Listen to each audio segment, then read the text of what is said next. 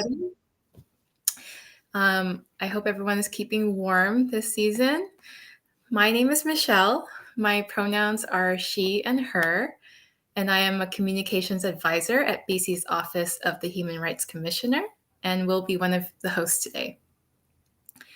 I'm calling in from the unceded territories of the Musqueam, Squamish, and Tsleil-Waututh Nations, which you may know as Vancouver.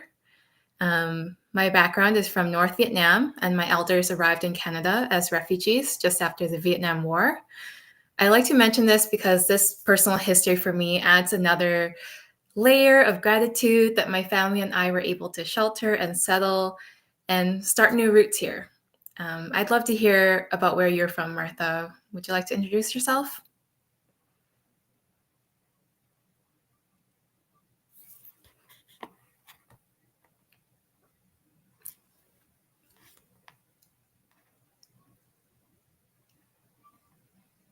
Oh no, Martha, I can't hear you. Let's see. Can you hear me now? Okay, great. Yes. I think that was on the back end. Thanks everybody for your patience. And thank you, Michelle. Yes, I'd love to introduce myself. My name is Martha Solomon, and I'm an education advisor at the office. My pronouns are she and her, and I'm an uninvited settler on the traditional unceded lands of the Tk'emlúps te Secwépemc within Secwépemc Ulu in the interior of British Columbia. My family on my mom's side has been in the BC interior since the late 1800s, though I just moved here about 10 years ago. And my dad immigrated to Canada in the 1960s from Cape Town. Wow, I didn't know that. Thanks, Martha. Cape Town. It just seems like those before us came from so far and started new beginnings and hopes here. And I think that hope for better, that is always a good running theme, including in today's video launch. Agreed. So a bit about what we're doing here today. This event is all about launching the latest addition to a video series that we call I Love My Human Rights. Each video showcases a person in BC who shares their experiences and helps personalize complex human rights concepts and encourages empathy and action.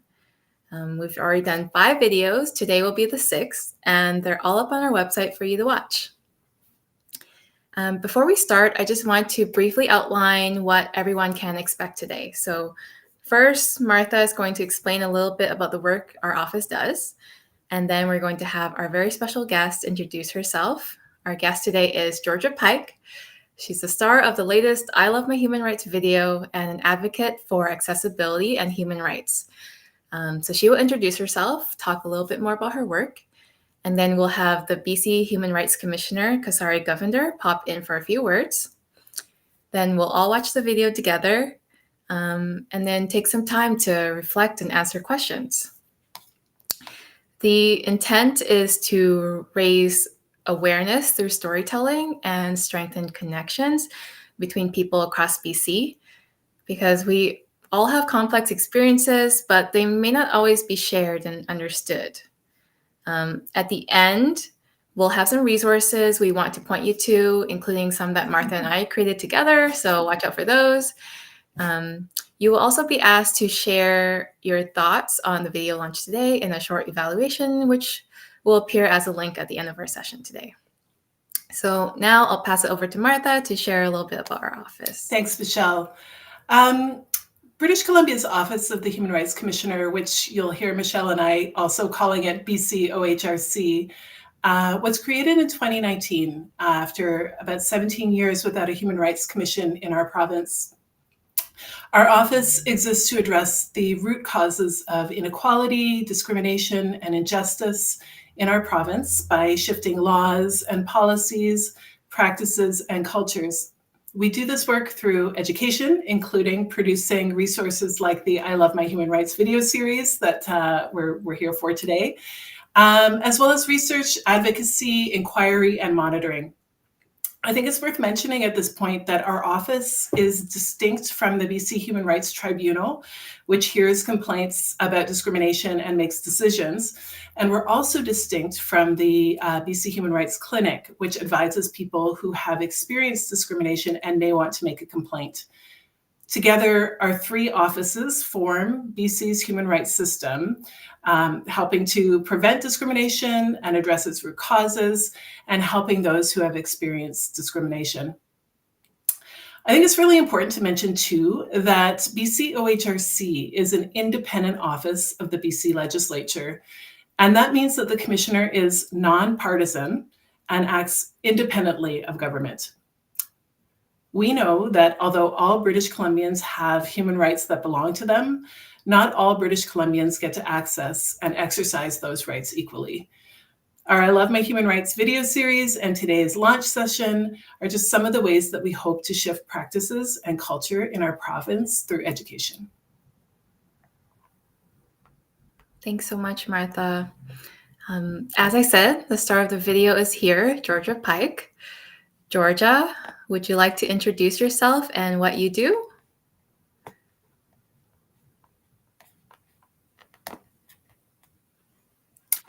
Oh, 1 second, Georgia. I think we might be having some I think you're muted. Some sound issues for our tech folks. Do you want to try again, Georgia? No.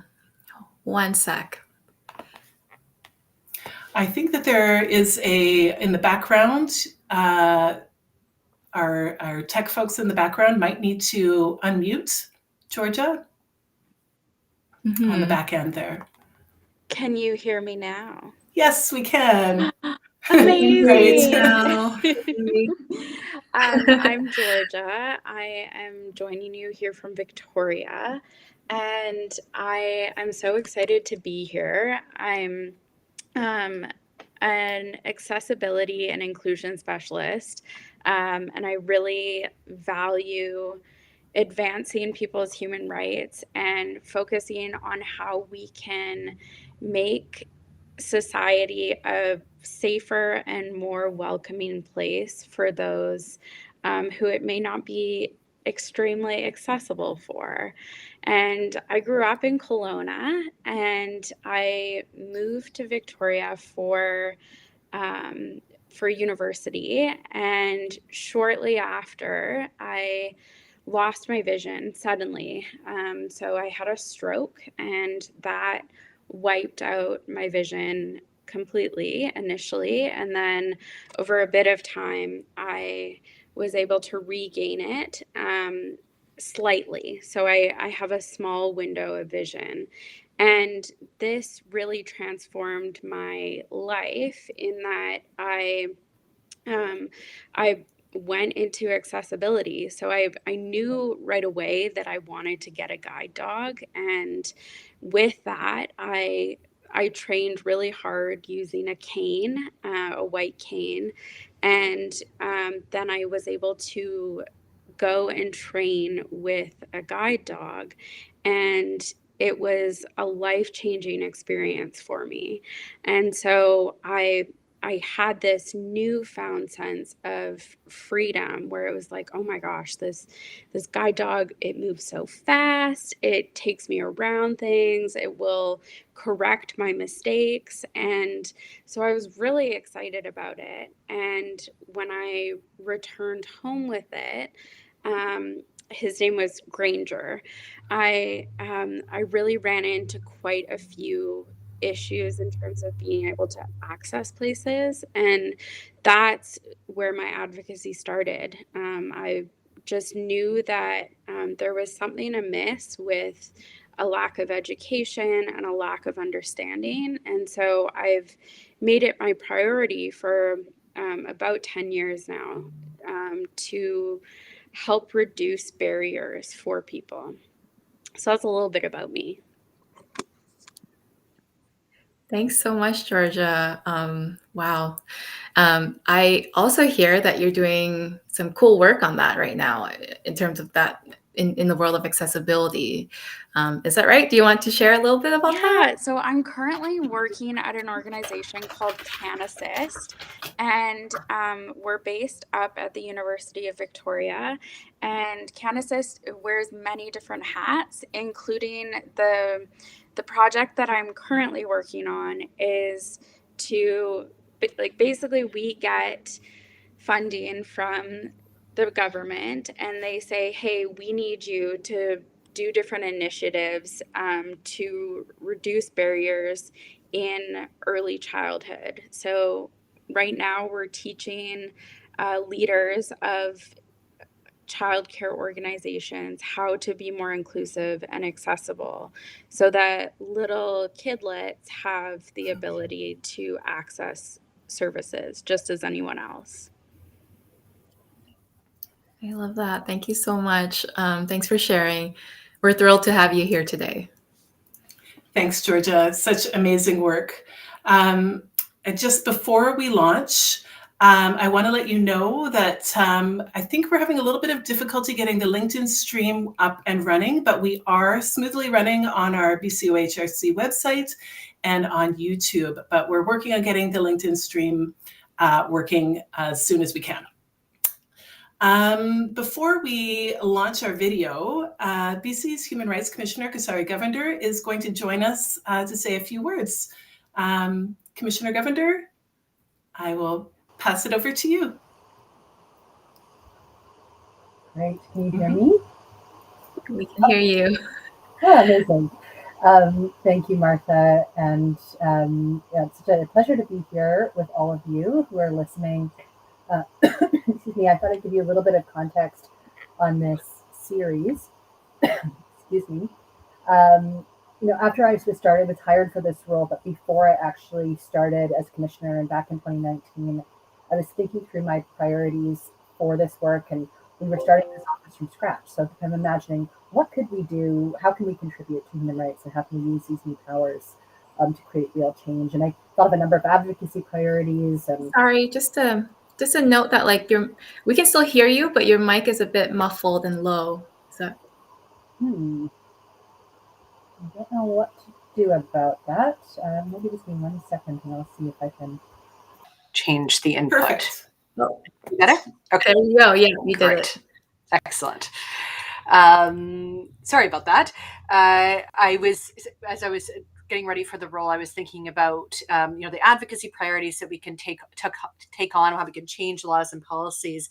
But I was really searching for an idea that would help us change hearts, that would really shift the dial on human rights in a more profound human way. I can say it that way. The kind of work that shifts a culture or a society to open our eyes or to open our world to new ways of engagement. And so I wanted to do a video series that could help leverage the power of storytelling to build compassion, to build understanding across difference. So that's where this series originated, is in that kind of motivation to bring human rights work, again, kind of leveraging the power of storytelling to build compassion, to build understanding across difference. And in this case, what it evolved into was a way to tell stories of resistance and highlight the personal journeys and experiences of advocates. So again, really glad that you're all joining us for this, to those of us who are joining live, but also those who will be joining later and watching this recording once it's up on the web somewhere. I appreciate your openness to joining us in this learning journey.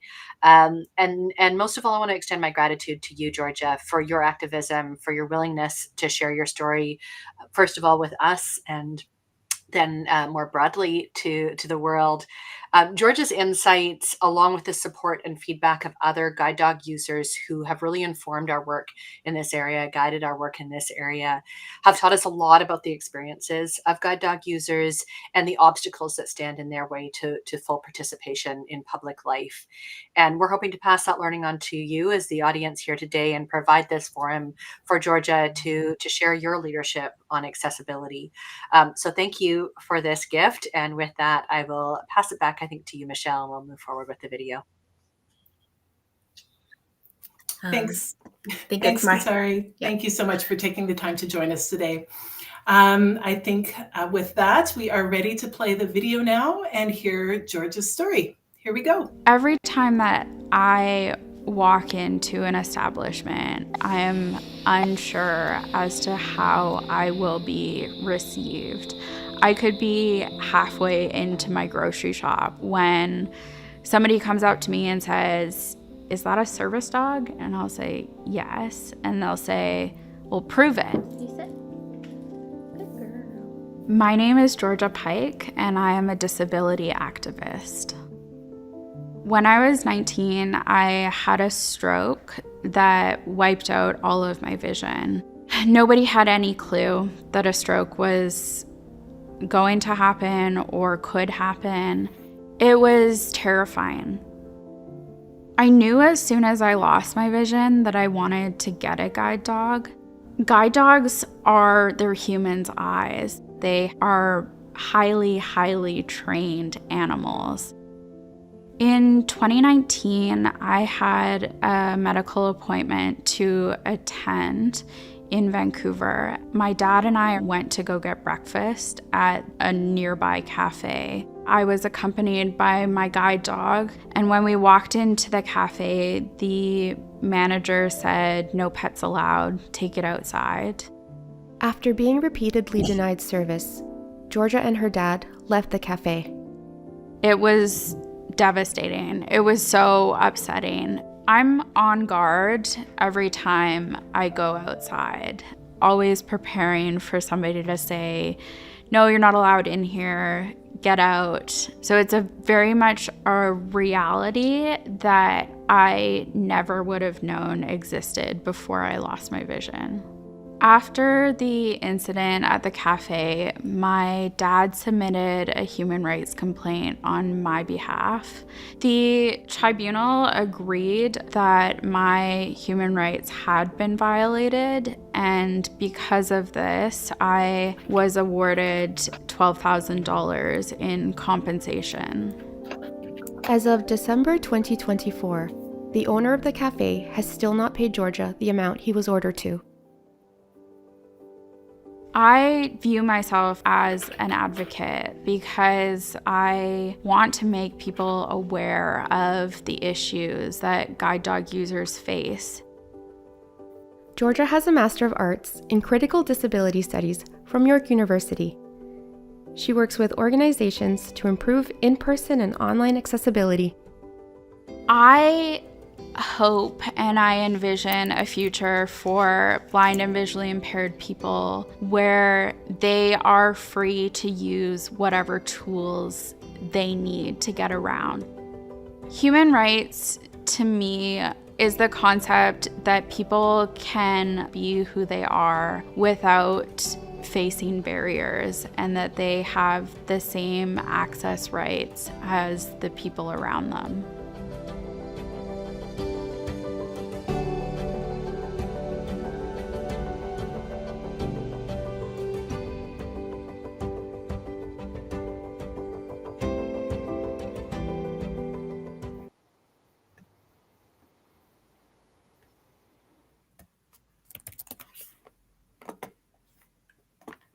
This is my new favorite from the series.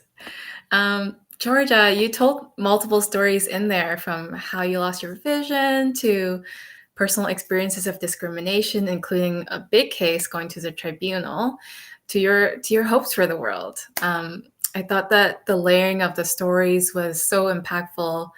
If it's cool, I think we should do one takeaway each. Martha, what do you think? Great idea, Michelle. I think this is my new favorite as well. I love the whole series, but this one I just think is really remarkable. And I guess my main takeaway, Georgia, is your ability in the video to really share the toll that this kind of discrimination has on people who experience it. In the video, you talked about how you have to prepare yourself before leaving the house, to prepare yourself for all these negative interactions with people who just feel entitled to question you about your disability or about your right to be in all of these really everyday kinds of places like grocery stores or cafes.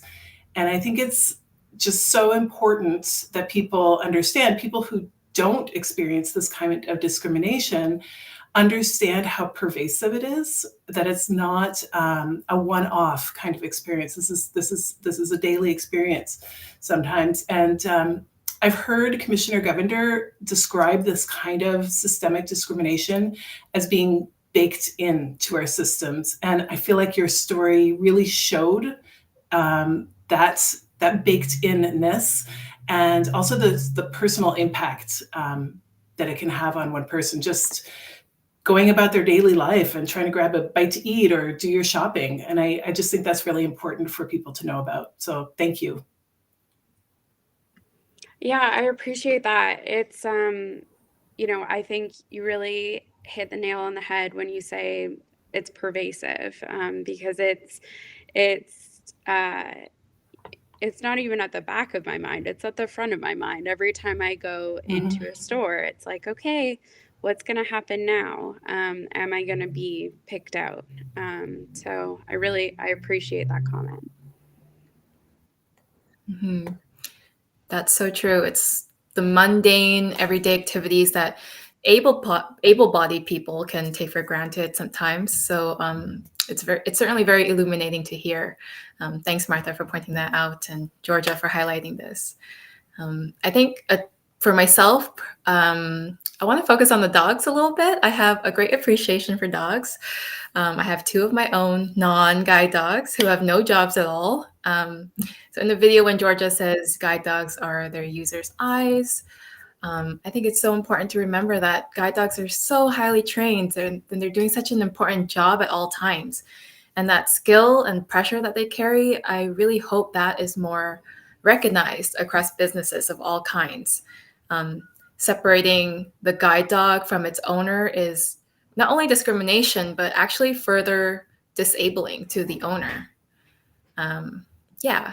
Georgia, what's one message you want people to get from this video? I think if there's one takeaway, I would say that it's important to educate yourself, and it's important to, when you're opening up a business, to really know the people that you could be serving, because guide dog users are all across BC, and we come in all shapes and sizes, and we have the same access rights as the person next to us who doesn't use a guide dog. And so to be respectful of those rights, and just to really take a step back and observe before taking action. Just sort of think, okay, that dog looks like it's working. It looks like it's helping out this person who's giving it commands. I'll leave them alone.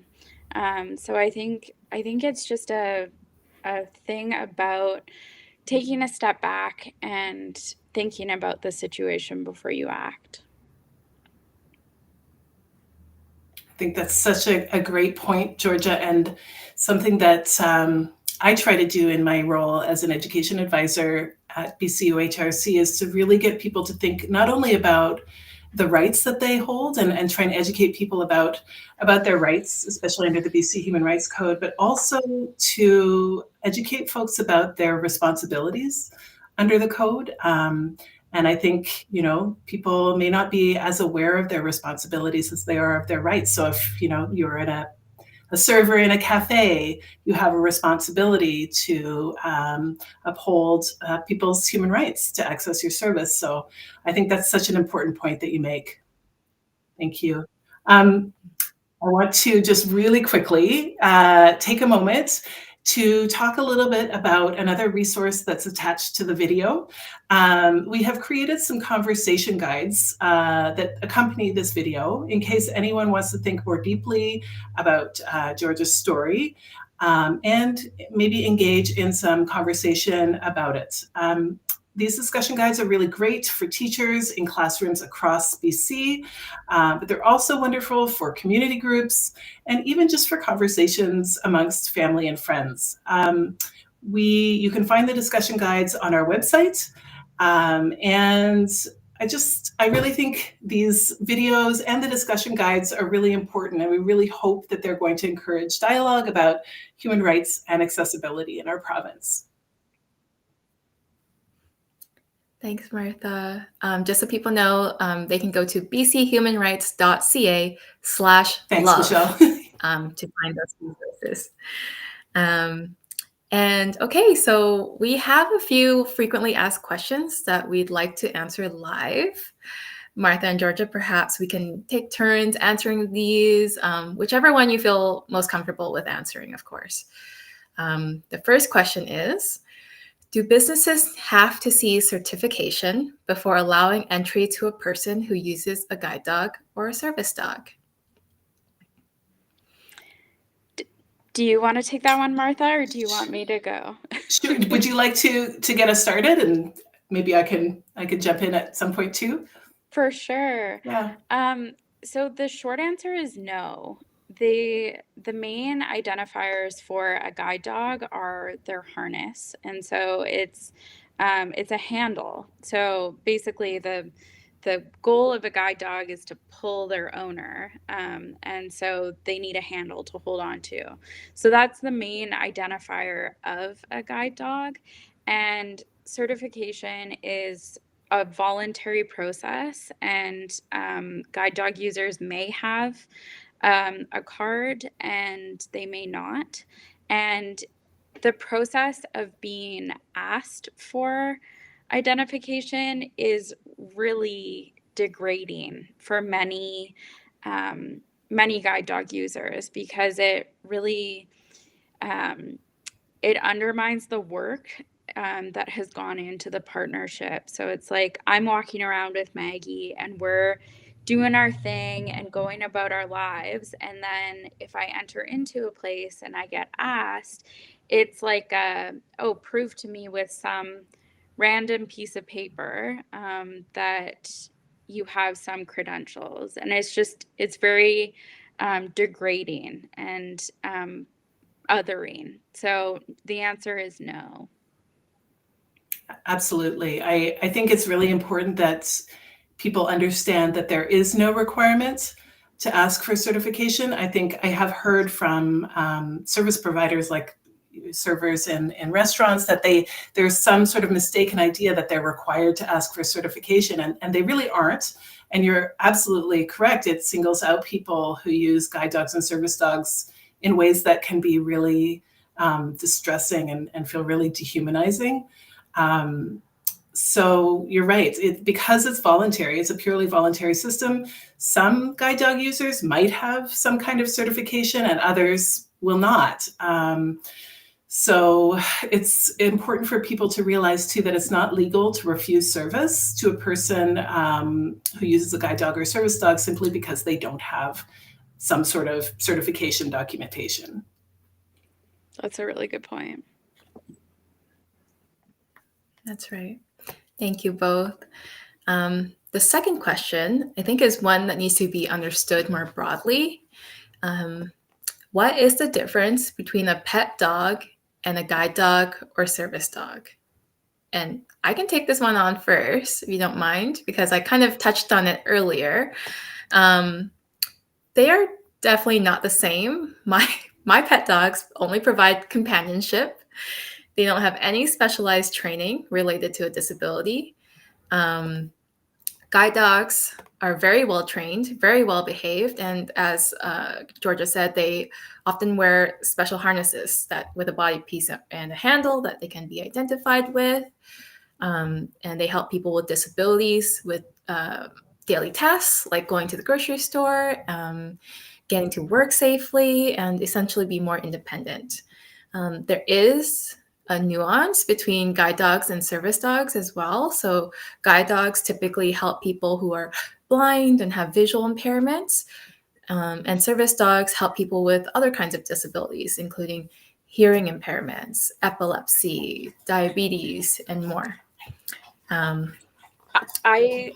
Does anyone want to add I that? totally, you nailed it on the head. I think So in order to get, Maggie's my second guide dog, and in order to get her, I traveled to New Jersey, where the school is that she comes from, and we trained together for 2.5 weeks. And before that, her training, she took 4 months to learn how to be a guide dog. So it's a very specialized type of dog that, she keeps me from getting run over. She keeps me from falling off curbs. So you have to, it's a, yeah, it's a very well and specifically trained dog. Definitely. Mine gets me run over. So Yeah, exhibit A. yeah. Okay, this next question is a little more nuanced and one that people tend to worry over. What if, say, other customers, like in a restaurant, have a dog allergy or are scared of dogs? I think it's so important that no disability trumps another. So they're having a severe dog allergy is not any more important than being visually impaired, and vice versa. So it's really important to work together. If if it's a small area, work out, okay, who's gonna sit where, or maybe we can go in. We can stagger the times that we want to access this service. And guide dogs as handlers, we're trained to groom our dogs very regularly, and so they don't they don't leave a lot behind when they are out and about. That's a requirement of our schools, is to keep them neat and tidy. So it's important to know that they're not they're meant to be hidden when they're in places. And so you often don't know that they're there. I think that's a really great point, that they're so well trained. They stay with their handlers. You're right that you might not even notice that they're there. They stay on the floor near their handlers. They're so well trained. They're not aggressive. And I really liked your point, Georgia, about having service providers maybe think of a plan before a situation like that would occur, to think about, how could we problem solve someone with perhaps an allergy and a guide dog user being in our restaurant at the same time. How could we do that? So to try and problem solve in advance of those things happening and have a plan, I think is a really great idea. And I think I was just thinking back to the fear aspect. Guide dogs, they don't interact with anyone else except for their handler. So there's there's just no way that a guide dog would ever get near somebody who's afraid of them, period, because they're doing a job, they're guiding people. And when they're at a table, they're sitting under their handler's chair. So there's no need to be afraid of them.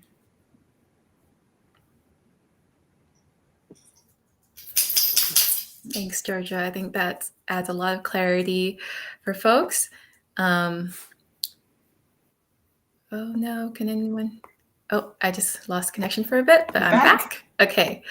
All right. So to our last question. This one is for you, Georgia. Georgia, in your own experience, what was the process for getting a guide dog? Did you come across any challenges from that? It's a very intense experience. So getting a guide dog, there's many different schools that provide them. And so it's all about doing your research in terms of what you want from a dog and what you might, just basic things in terms of training. And so when I got my first guide dog, I went with a school in New Jersey, which is called the CNI, and it's the oldest guide dog school in the world. And I went there for 3.5 weeks where I trained with my first dog, Granger, and he changed my life. Where before I got him, I was using a cane and finding it very difficult and clunky, and always sort of bracing to hit things. And then as soon as I got Granger, it was like a 180, where it was like a smooth ride, and I was gliding down the street, and I just had this new sense of freedom. And I would say that the whole experience was, it's exhausting, because you're learning to trust this new little animal that's going to keep you safe. And they took us into New York, which is, if you can make it in New York, you can make it anywhere. And it was a very incredible experience. And, you're learning to live with another animal. So you have to figure out, okay, what's your wake up schedule? What's my wake up schedule? You want to eat that? I don't think so. So it's very, it's learning to share your life and adjusting to getting Maggie, my second seeing eye dog. They're Granger and Maggie are two very different animals, and they both have done great jobs and just opened up my world immensely. So I would say the whole experience of getting a guide dog has been incredible and taught me so much. And the positives definitely outweigh the early morning wake up calls to be fed at 4 a.m. Thanks, Georgia. That was a very fulsome answer, very insightful. Thank you for that. Okay, that's all the time we have for questions. Martha, I think I'll pass it back to you. Thanks, Michelle. And thank you, Georgia, for giving us that insight into the getting a guide dog and training a guide dog. It's pretty incredible. I want to just mention as well some of our office's work on creating resources to raise awareness amongst taxi drivers and servers in the restaurant industry about the discrimination faced by guide dog users in those industries. The resources that we've created include printable posters and stickers and infographics for taxi drivers and servers to learn about their human rights responsibilities. If you'd like to check them out, you can visit our website at bchumanrights.ca/guide dogs. And before we wrap up, I want to invite you to share your thoughts on our event today. We'll have a short evaluation that I think we'll be putting in the chat after we're finished today, and we'd really appreciate your feedback. We'd love to know how we can improve our lunch sessions, so we'd love to hear from you. And I also want to take a moment to thank everybody that has helped to create this video and the resources. And of course, first and foremost, I want to thank you, Georgia, for participating in the video and being here with us for today's launch. We appreciate you, and we appreciate you sharing your story with us. I'd also like to send a deep thank you to the BC Coalition for Guide Dog Users and the BC Federation of the Blind for advising our office on the guide dog resources for taxi drivers and servers. And I'd like to thank our team behind the scenes making this launch possible today. Thank you so much. And just a quick reminder for everyone watching that if you'd like to see Georgia's video again, or if you'd like to watch the other videos in our I Love My Human Rights video series, you can go to our website at bchumanrights.ca/love and find them all there. One last but not least important resource, Georgia. I hear that your guide dog Maggie has an Instagram account. She's really good at typing, surprisingly. Also, she's famous. Very talented. Yeah, I started It was initially a Facebook page and now has migrated to Instagram and Facebook, and it's called Maggie the Seeing Eye Dog. I started it just as a way of sharing my experiences because while they are some of them are amazing and incredible, they are also challenging, and so I needed a platform to share those. So yeah, it's Maggie the Seeing Eye Dog. That's wonderful. I'd encourage anyone to follow Maggie. I do, and she's wonderful. Lastly, I want to thank all of you for joining us today, for being part of this launch and watching our video with us. Thank you, and I think that's a wrap. Thank you, That's a everyone. Thank wrap. you, Georgia. Thank you, Michelle. Thank you. Thank you.